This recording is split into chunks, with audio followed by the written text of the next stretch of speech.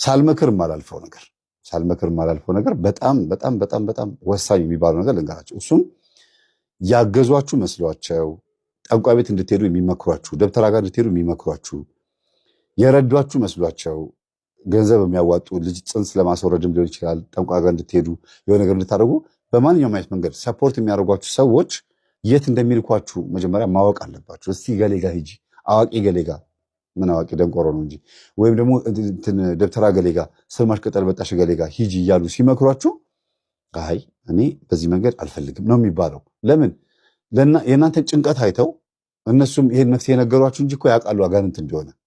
አንዳንዶቹ ጭራሽ ያውቃሉ፣ ግን ምን ይቻላል እግዚአብሔርን ይቅር በለኝ ይለዋለሁ ብለው ነው እንዲያነ ቦታ የሚልኳችሁ። ተስማምታችሁ ደግሞ አብራችሁም ደግሞ የምትሄዱም ከሆነ ደግሞ ነገ ከነገ ወዲያ የምትወልዷቸው ልጆች፣ በዛ ነገር የምታገኙት ገንዘብ፣ በዛ ምክንያት የምታገኙት ጤንነት፣ በአጠቃላይ ነገ ከነገ ወዲያ መልሶ ሌላ እጥፎ ነው የሚመጣው። የዛሬውን ማየት የለብንም። ዛሬ ላይ ያለውን አሁን ላይ ያለውን ሳይሆን ማየት ያለብን ውጤቱ ነገ ምን ይመስላል። ትናንትናም ደግሞ ያስገባችሁት ነገር ካለ ውጤቱን ዛሬ እየኖርኩት ነው ወይ ብላችሁ መጠየቅ አለባችሁ።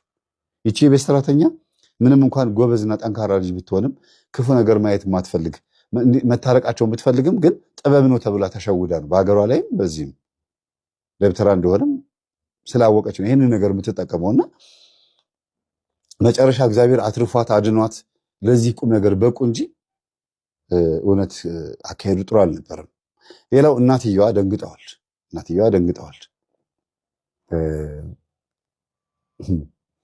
አሁን የሁለት ልጆች እናት ሆናለች አይደል? እቺ ልጅ የሁለት ልጆች እናት ሆናለች። የመጀመሪያ ያደገው ልጅ አለ በዚህ በከራማ ምክንያት ቢወለድም ቀጥሎ ደግሞ አሁን ነፍሰ ጡር ናት እና መምህር ስታስተምር የሆነ ነገር ሰማሁኝ አለች። ምንድን ነው አልኳት። ፋሎፒያን ቲዩብ የሚባል በሴቶች ማህፀን ውስጥ ዘር የሚያልፍበት ትቦ አለ። የወንድ ዘር የሚያልፍበት ትቦ፣ እሱ ላይ ሾተል ተቀምጦ የወንድ ዘር እንዳያልፍ ያደርግና ይደራደራል። ልክ ልጅ አግተው ብር አምጣ አታምጣ ብለው ሀብታም እንደሚደራደሩት ሾተል የሚባለው ሰይጣን ፋሎፒያን ቲዩብ ላይ በቪዲዮ እንደምታዩት ማለት ነው፣ እዚያች ቲዩብ መስመሯ ላይ ማለት ነው ሆኖ ይደራደራል። በፒክቸሩ ላይ እንደምታዩት ፋሎፒያን ቲዩብ እዛ ቦታዋ ላይ ይቀመጣል ሾተል። ከዛ አታልፍም ይሏል፣ የወንድ ዘርም ይከለክለዋል። ጦርነት የሚለው ብላ ዶክተር ቅድም የተናገረችው ይህን ጦርነት ነው። አታልፍም። ከዛ ጠንቋይ ቤት ሲሄዱ እባክህን መስመሩን ልቀቅ አሳልፍ እና ልጁ ያንተ ይሆናል ግብር ይገበርልሃል ተብሎ ሲነገረው ዛሩ ይሄ እናት ላይ ያለው ወይም ደግሞ ቤት ውስጥ ያለው ዛር። አሁን ቅድም እናትየዋ ነኔ ጋና ትወልጃለሽ አሏት። ለምንድን ነው? እሳቸው የሚካድሙትን ዛር ልጁም እንዲያስቀጥለው ስለፈለጉ ነው። እሷ ቡና እንድታፈላ የተፈለገውም የእሳቸው መንገድ እንድታስቀጥል፣ ልጁ ለመንፈሱ ስለተሰጠ ለአዳልሞቴ ስለተሰጠ እኔ ቡና ፊ ያሏት እያስረከቧት ነው ለመንፈሱ። እሳቸው ይሄን ነገር እንድትረከብ ፈልገው ነው። የሚገርም ነው። ልጃቸው ይሄን አይረከብማ፣ ወንድ ነው። እሷ ነች ቡና እያፈላች የምትካድመው። ልጁ የተገኘው በምን ስለሆነ ነው? በቡና መካደም ተለምኖን ስለተገኘ እያፈላች እንድታስቀጥል ነው የተፈለገው። የሰፈር እናቶች ያሉ ሲሉ የነበሩት የሚያውቁት ነገር ስላለ ነው። አሁን ወደዚህ ስንመጣ ደግሞ መንፈሱ እዛ ቦታ ላይ ተቀምጦ ይደራደራል። ልጁን ጽንስ እንዳይገኝ ፈርቲላይዝ እንዳይሆን ወይም ደግሞ አጠቃላይ ልጁ እንዳይወለድ ያስወርደዋለሁ አላስወርደውም አታስወርደውም እያሉ መናፍስት ከሰው ህሊና ጋር ይከራከራሉ። የሰው ህሊና ጋር የሚከራከሩት ለምንድን ነው? ማስወረድ አቅቷቸው አይደለም። አንደኛ ግብር ለማስገበር ፈልገው ነው። አይ አታስወርደው እባክህ ምን ላድርግልህ ምን ልረድልህ እንዲባል ነው። ሁለተኛም ደግሞ ክርክሩ ከጠባቂ መላእክቶቻችን ጋርና ከምንወደው ታቦት ጋር ነው። የምንወደው ታቦት ወይም ቅዱሱ ወይም ጻድቁ ወይም ደግሞ ጠባቂ መላእክቶቻችን እኛ በሃይማኖታችን ሰነፍ ስንሆንባቸው በተሻለ መጠን ሊያግዙን ይሞክራሉ፣ የሚጸልይልን ሰው ካለ በየዋህነት በቅንነት። ካልሆነ ግን ጽንሱ ሲወርድ እያዩ ዝም የሚሉት የምንሄድበት መንገድ ነፃ ፈቃዳችን ተከተለን ስለሆነ ነው። ነፃ ፈቃዳችን ነው የሚያስጠቃን ማለት ነው። ግልጽ ነው ብዬ አስባለሁ። እና መንፈስ ይደራደራል፣ ሾተል ይደራደራል። እዛ ጥግ ላይ ይሆንና ከዛ ልክ ደም ሲፈስለት እለፍ ይለዋል። የወንድ ዘር ያልፋል፣ ከዛ ፈርቲላይዝ ያደርጋል ማለት ነው። ይሄ ከመጀመሪያው ጀምሮ ነው። ልጅ የለኝም መካኖኝ እምቢ ብሎኝ ምናምን ብሎ ለሚሉት ነው። ከተጸነሰ በኋላ ደግሞ ይወርዳል አይወርድም፣ ከባድ ምጥ ያመጣል። ከፈለገ 4 ወር ከፈለገ 5 ወር 6 ወር ላይ ያመጣዋል ምጡ። ከፈለገ ደግሞ ፌክ ምጥ 10 ወር ላይ 9ኛ ወር ላይ ያመጣዋል፣ ያስጨንቃታል።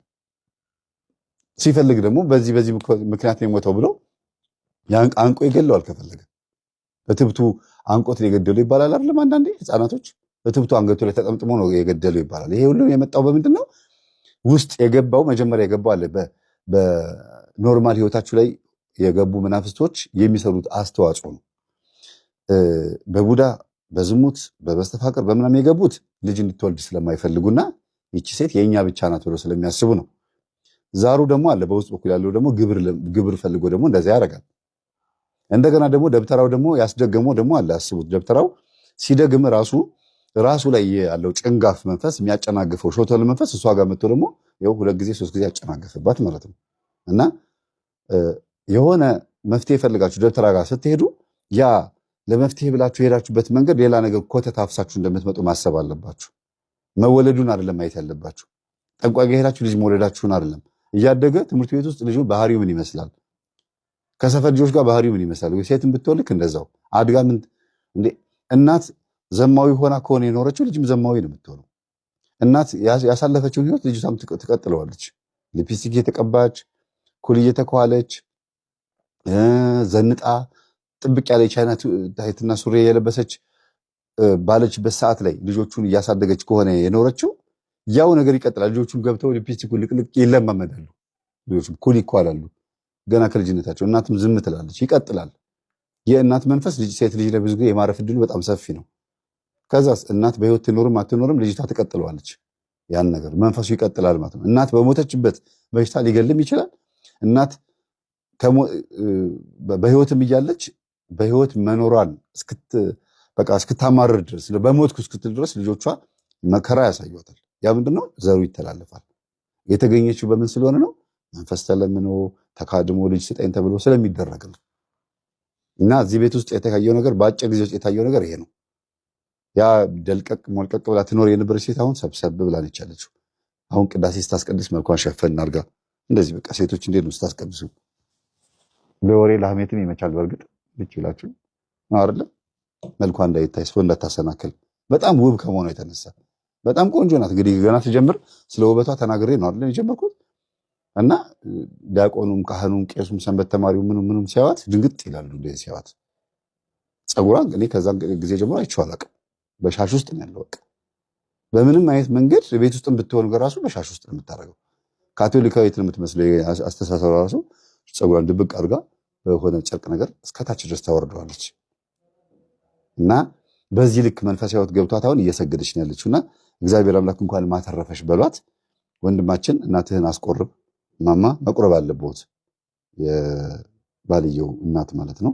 አዳልሞቴ መንፈስ ለጊዜው የእናቴ አባቴ ከራማ ብለው ቡና ሊያፈሉለት ይችላሉ። ይህን ገጠመኝ ሲሰሙ ግን ይረዳሉ ብዬ አስባለሁ። መጨረሻዎት ሲኦል እንዲሆን የሚፈልጉ ካልሆነ ንስሐ ይግቡ። አይ እኔ የእናቴ አባቴን ከራማ አልለቅም ካሉ ደግሞ መጨረሻዎት አንደኛ ሲኦል ነው። ሁለተኛ ነገር ደግሞ ለምንስ ሲሞቱ ለምንድን ነው የሚሞቱት? ምክንያቱስ ምንድን ነው? መዳን እየተቻለ ቡና ላይ የሚርመጠመጥ መልአክ አለ እንዴ? ቡና አተላ እየጠጣ የሚኖር መልአክ ሚካኤል ገብርኤል ይሄን ይፈልጋሉ? አይፈልጉም። ንጹህ የሆነ የልብ ንጽህና ምስጋና ነው የሚፈልጉት። እንዴት ነው አንድ ልክስክስ የሆነ ሰይጣን አትበሉ እየተባለ ሰይጣን እንደሆነ እየታወቀ የሚኖረው? አጋንንት ነው ሰይጣን ነው ሲባል አራት በሉ ይባላል። ለምን? አጋንንት ነው። እግዚአብሔር ይገስጸው። በቃ ዳልሞቴም አጋንንት ነው። ጠቋርማ አጋንንት ነው። ወሰንገላማ አጋንንት፣ ወፋብኮ፣ ወፈጨፌ፣ ወፈደመና፣ ታየ ከራማ፣ ራሄሎ፣ ጨንገር፣ ተኮላሽ፣ እያሱ፣ ሻምበሶ እነዚህ ሁሉ በየቤቱ የሚመለኩት አቴቴ የሚባሉት በሙሉ መናፍስት፣ መተቱም ኮተቱም አጠቃላይ አጋንንት ነው። እንዴት ነው እነዚህን ለማውገዝ ስም አትጥሩ የሚባለው? እና ማማ እድሜዎትም ሄዷል። የልጆትን ወግ ማድረግ ማየት የሚፈልጉ ከሆነ የልጆትን መንገድ ይከተሉ። ልጆችዎት መልካም የሆነ መንገድ ይዘዋል እና አይተዋል። ተአምር ጉድ አይተዋል። ጸበል ላይ እንዴት እንደምትጮህ ልጅቷ አይተዋል አይደል? እና ምንድን ያሉት ደግሞ እሳቸው ልጅቷ የልጄ ሚስት እኔ ቤት መታ ስለምትታረስ ሰራተኛዋ ቀምታ ነው ለምን ያላረስኳትን ብላ ነው እንደዚህ የምታደርገው ብሎ ስሟን አጥፍተው ነበረ። መጨረሻ ላይ ግን የራሳቸውም ህይወት ታሪክ እዛ በልጅቷ ላይ ሲተረክ ሰምተው ግን ደነገጡ። ያሳለፉት ህይወት ልጆቻቸው እንዴት እንዳሳደጉ ምን እንደገጠማቸው ቁጭ አጋ ስትነግራቸው ጊዜ ደነገጡ። ለምን? መንፈሱን የተጠየቀው ከእሳቸው የመጣ መንፈስ ስላለ መሰለኝ አይደለም እንደ የተናገረው። እና እንዲህ ያን ነገር ብዙ ጊዜ በየቤቱ ይስተዋላልና ባኮትን ማማ ንስሐ ግቡ፣ እናንተም ንስሐ ግቡ በሏቸው። ተማሪዎቻችን በኮሜንት አድርጋችሁ እሳቸው ጽሁፍ ባያነቡ ማለት ነው ንስሐ ግቡ ልጆት ያነብሎታል የተጻፈውን ኮሜንት እና ወንድማችን የምታፈቅራትን ሴት ድጋሚ እንደገና ተወልዳን ያገኛት ከእናቷ ማፀን ተወለደች።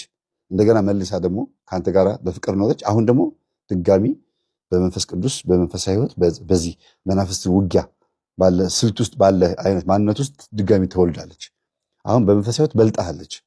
አንተም ስራ ስለሆነብህ ነው እንጂ በደንብ ልትሰግድ ልትጸልይ ትችል ነበር። ግን በርታ፣ እድለኛ ነህ። በጣም በጣም የምትወድህ ሚስት ሆናልሃለች እና ቆንጆ ቆንጆ ልጆችን ከሚስትህ ውለድ። አንተንም እሷንም የመሰሉ ልጆችን ውለድ። ግን በተቻለህ መጠን ከዚህ በኋላ የህፃን ልጅ ቅንድብ ኩል አይኳልም።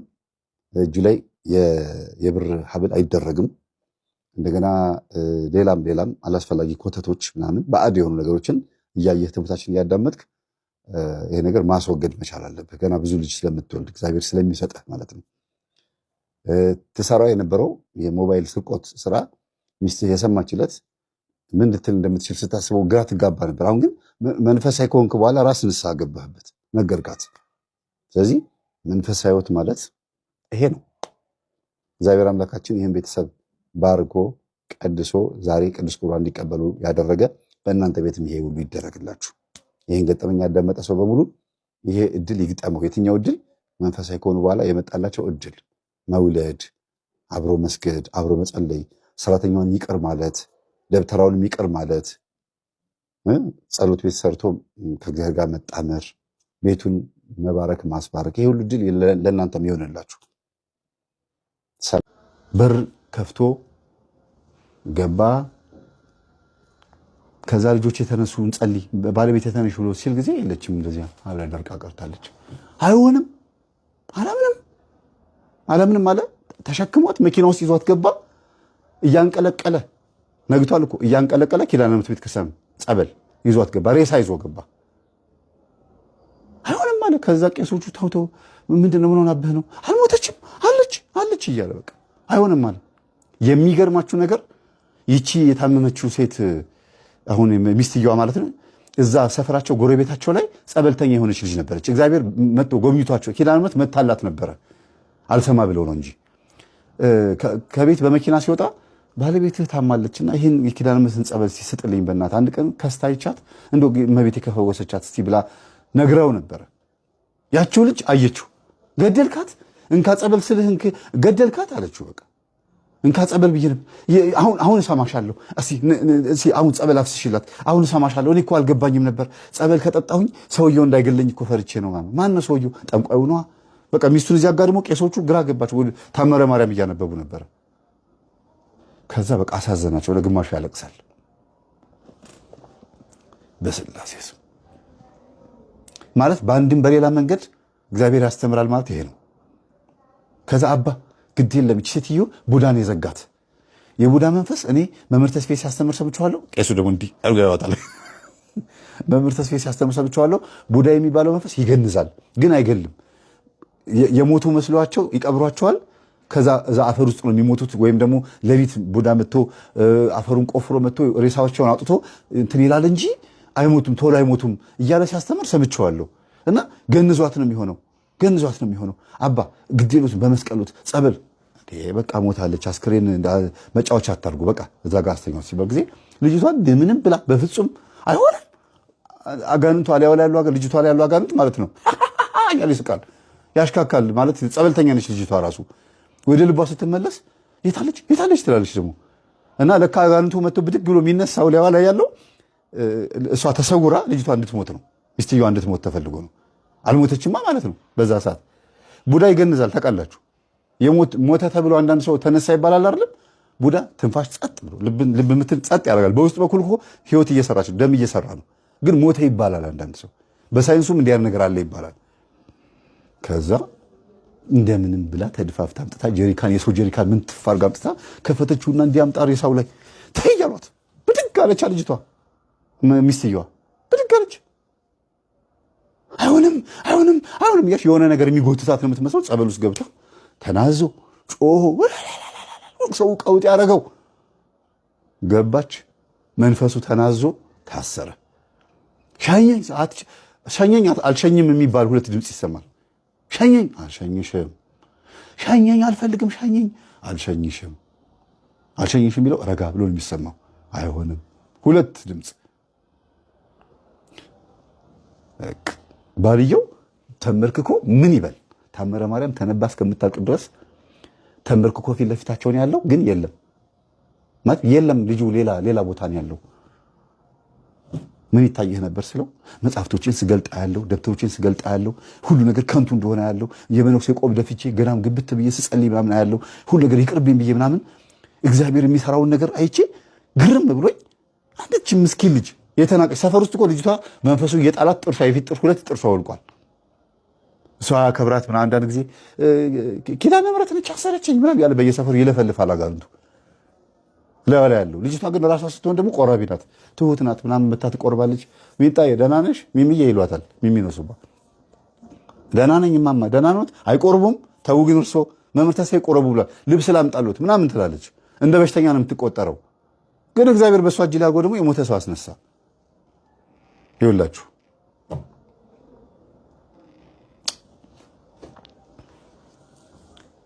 እኛ እንኳን ያልሰራነውን ነገር ትምህርቱን በተግባር አዋለችው። ቡዳ እንደሚገንዝ ማወቋ በራሱ ማን ያስተውለዋል? ይሄ ነው የመናፍስትን ውጊያ ማወቅ ማለት፣ ስልቱን ሴራውን ማጋለጥ ማለት ይሄ ነው። ቄሶቹ እንኳን አላወቁም። ሞታለች ነው ያሉት። ቡዳ ይገንዛል። አልሞተችም አለች እቺ ልጅ። ከሞት አስነሳዋትም አላለችም፣ አልሞተችም ነበረ። ራሷ ኪዳነ ምሕረት ያስነሳቻት ነው የምትለው። አሁን እቺ ልጅ የት እንደሆነች ታውቃላችሁ? አሁን እዚህ ሰው ቤት ነች ያለችው። ጥርሷን አስተክሎላት ትምህርቷን እየተማረች ኮሌጅ አቋርጣ ነበረ። ኢቭን መስገጃ ቦታ ስታገኝ የነበረችበት ቤት የዘመድ ቤት ነበረ። ቦታ ስላጣች መስገጃና መጸለያ ቦታ ስታገኝ መንፈሷ ተሸኝላት። አንዳንድ ሰው ስላልተመቸው ነው እንዲያ ነገር የሚያጋጥመው። ቶሎ መንፈሱ የማይሸኝለት ሃይማኖታዊ ስርዓቱን ወይም ደግሞ መንፈሳዊ ህይወቱን በትክክል ማስኬድ የማይችልበት ቦታ ላይ ስለሚሆን ነው። አንዳንዴ እንደው ብታግዟቸው ጸበልተኞችን፣ እውነቴን ነው። በደንብ የሚሰግዱበት ቦታ ካገኙ እኮ እናንተም እነሱም ይገላገላሉ። ይቺ ሚስት የተባለች ሴት ጸጉሯ ሲነቃቀል የነበረች ካንሰር ነው የተባለችው ሴትዮ ድና ወጥታ ዛሬ እንዴት አይነት ሙሽራ እንደሆነች ብታዩት። እሷ ብቻ መሰለቻችሁ? እሱ ሚስቱን ተሸክሞ ወደ ጸበል ቦታ ሲመጣ ልጅቷ ይቺ ሚጣ የምትባለው ልጅ ደግሞ እቤት ቀርታ ነበረ። እሷን ሊያንጠለጥላት፣ ሊያንቃት፣ ሊገላት ኤሌክትሪክ እንድትይዝ ቢሞክር ምን ቢል ኪዳነ ምሕረት እዛ ስራ እየሰራች ነበር። አሁን ነው ኪዳነ ምሕረት የገባችው። መጥቷላ ወደ ኪዳነ ምሕረት ገብቶታላ። ኤሌክትሪኩን ብትይዘው ብትታነቅ እንደ ይሁዳ ገመዱ ተበጠሰ፣ እድል ተሰጣት። በዚህ ብትሮጥ ሮጣ ትወጣና ትመልሳ ትገባለች። የሚገፋት ነገር አለ። ስትናገር በኋላ በቃ በስርዓቱ ቆጣሪው ላይ ያለውን ኤሌክትሪክ ይዤዋለሁ አለች። አልያዘኝም አለች። እንደዚህ ይዤው አልገደለኝም አለች። ማነች? ኪዳነ ምሕረት። መንፈሱ ግን ሊገላት ፈልጎ ነበር። ከዚህ ጦርነቱ በልጅቷ ስጋ ላይ የቅድስት ኪዳነ ምሕረትና የአጋንንቱ ሆነ ጦርነቱ። ዞር በል እዛ ልጄ ልቀቅ እያለች ገፍተር እንደምታደርገው እንዴ ቡችላ፣ ትንሽዬ ቡችላ እያለ መጥቶ እግራችሁ ሊነክስ ይመጣል። ቡችዬ ልትናከስ እኮ ነው ብላችሁ እንደዚህ እንደምትሉት ድንግል ማርያም አጋንንቱ እንደዛ ነው የምታየው። እስቲ ዞር በል እባክህን እየነትንካ እንደዚህ አይነት ነገር ነው። በቃ አሁን ልጅቷ ምንም እንኳን በአጋንንቱ መስመር ነው የተወለደችው ቢባልም ጠንቋዩ የኔ ናት ቢልም ማን ተረከበቻት? ቅድስት ኪዳነ ምሕረት ቤቱን አዳነች። አሁን ከነዚህ ቤተሰቦች በላይ ድንግል ማርያምን የሚወዳለ አንድ መናፍቅ ይሄ ነገር ይገባዋል። አንድ ፕሮቴስታንት ይሄ ነገር ይገባዋል። ይሄ ፍቅር ካልተዳበሰ ካልተጣጣመ በትክክል ሄዳችሁ ይሄን ነገር የድንግል ማርያምን ጣዕም ካላያችሁት እንዴት ነው የሚገባችሁ? አታማልድም? ታማልዳለች። እናንተ ገና ጽሑፉ ላይ ናችሁ ያላችሁት። እየተኖረበት ነው። እንዲህ እያጣጣም ነው። አንድ ብርቱካን እኔ እየበላሁኝ ይጣፍጣል ብዬ ብጠይቃችሁ እናንተ መሽቀመስ ነው የምትሉኝ አይደል? እንደዛ ነው የድንግል ማርያም ፍቅር፣ የመላእክት ጥበቃ፣ የእግዚአብሔርን ቸርነት። ይሄ ነው በህይወት ሲኖር ነው። በቃ የምሩን ነው ይሄ ሰውዬ እብድ የሆነው። የምሩን ነው ቤተክርስቲያን መጥቶ ሲያለቅስ ያለ እያለቀሰ ጉልላቷን እያየ በሌሊት ቤተክርስቲያን በር ላይ መታችሁ የጸለያችሁ ሰዎች እንዴት ነው ጭር ጸጥ ብሎ በጆሮአችሁ የእግዚአብሔርን ቃል እየሰማችሁ የመናፍስትን ሴራ እየሰማችሁ ጉልላቱን እያያችሁ የምታነጉት? በዛ ሰዓት እግዚአብሔር በደንብ አግኝቶታል። ድንግል ማርያም አግኝተዋለች፣ ዳብሰዋለች ማለት ነው። በጣም በሚገርም መልኩ ይሄ ቤተሰብ ተዳበሰ። ንስሐቸው የጸጸት ንስሐ ነው የሚሆነው። አትከልክሏት የሚባለው ነገር እስካሁን ይከነክናቸዋል። ወይኔ ሰይጣን እንደዚህ ይጮትብን አትከልክሏት እየተባለ ምን እንዳንሆን ነበረ። ብትሞት ነው አፈር ብትለብስ ነው እንዴት ነው ከሷ ጋር ግንኙነት የምናደርገው ብለው ልጆቹ እስካሁን ይዘጽታቸዋል። አይኗን ማየት ይፈራሉ። ጎንበስ ብሎ ባይዘው ልጅቷ ጸበልተኛ ነች። አሁን አልወጣም ከጸበል ቦታ ብላ ጸበል ቦታ ላይ ነች ያለችው። እኔ እዚህ ነው መሆን የምፈልገው። ጸበል ስትገባ ድንጋይ ነው የሚያርጋት፣ እንደዚህ ግንዝ ያርጋታል። ሬሳ ትሆናለች። ጸበሉ ጥምቀቱ ሲያልቅ በድግ ብላ ተነስታ ፍቱኝ ትላለች፣ ትፈታለች። የምታርፍበት ክፍል ትገባለች። እስካሁን ድረስ መንፈሱ እሷ ላይ ሆኖ እልከኛ ነው፣ አያወራም፣ ልግም ያለ ነው። አያችሁ። ከዛስ ኃይሉን ላሳያችሁ ብዬ በህልም ነገረችው። ስታመልኩት የነበረው ስትካድምለት የነበረው እሺ ብለህ ስትገዛለት የነበረው የደብተራው መንፈስ እንዴት ኃይለኛ እንደሆነ እንድታውቅ ብዬ ነው እንጂ ልጅህን ቶሎ ያልማርኳት አዲስ ዓመት ሲመጣ ምርልሃለሁ አለችው። ስቲል እስካሁን ድረስ ጸበል ነው። እንግዲህ ምናልባት 2019 ትማርልህ ብላችሁ ጸልዩ። የትኛው አዲስ ዓመት እንደሆነ አይታወቅም። እመቤታችን መንፈሱን እየሰበሰበች ነው። ቤት ውስጥ ያልተቀበረ ነገር የለም። በአያትየው ለዚህ ሁሉ ነገር የዳረጓቸው እሳቸው እንደሆነ በደንብ ታውቋል። ማለት ሚስትየዋ ላይ ለፍልፎ በአባቷ እንዲያርጋት አለ። ብዙ ነገር ነው ያወራው። መጨረሻ ላይ ጸበል ቦታ ሆና በህልሟ ምን ታያለች ልጅቷ? ኪዳነ ምሕረት ቤተክርስቲያን በር ላይ ቆሜ እየጸለይኩኝ አንድ የኔ ቢጤ መጣው ትላለች። ልጄ አባትሽን ንገሪልኝ፣ ብርዱ ገደለኝ፣ አሳክመኝ በዩ። አይገርማችሁ? አሳክመኝ በዩ። ከዛ አባዬ እንደዚህ እኮ እያሉ አንሽ እሳቸው እኮ ናቸው ለዚሁ ሊያበቁኝ ብሎ ተነስቶ ሄዶ ከተኙበት አንስቶ ሆስፒታል አስገብቶ ታክመው ድነው